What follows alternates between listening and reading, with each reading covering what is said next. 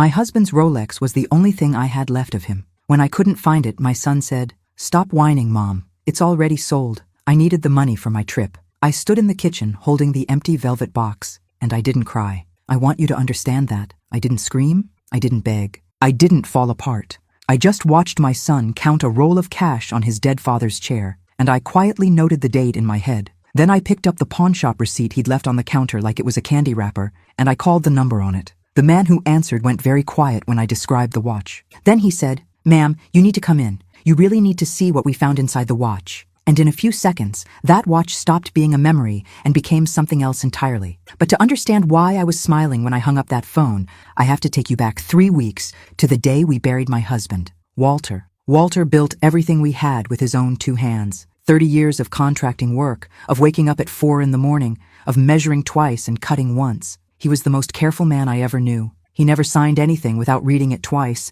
never let a bill go unchecked. And he wore that Rolex Submariner every single day, even in the hospital, even when the cancer had taken almost everything else from him. Our son Tyler was 24 and had never measured anything in his life. He'd never held a job longer than a season. He lived in our basement, drove a car we paid for, and spent money he didn't earn. At the funeral, while they were lowering his father into the ground, Tyler was on his phone. I leaned over, thinking he was reading messages from family. He was comparing resort prices in Cancun. In Walter's last month, something strange happened. He took the watch to a jeweler downtown for what he called a little service. When it came back, it sat heavier on his wrist, and he kept turning it over, looking at the back of it. One night he held my hand and said, "Viv, this watch is worth far more than it looks. One day you're going to understand that." I thought it was the morphine talking. I kissed his forehead and told him to rest. 3 weeks after we buried him, the watch vanished from his nightstand. When I asked Tyler, he didn't even look up. He was at the kitchen table, counting $100 bills into stacks. "He's dead, Mom," he said.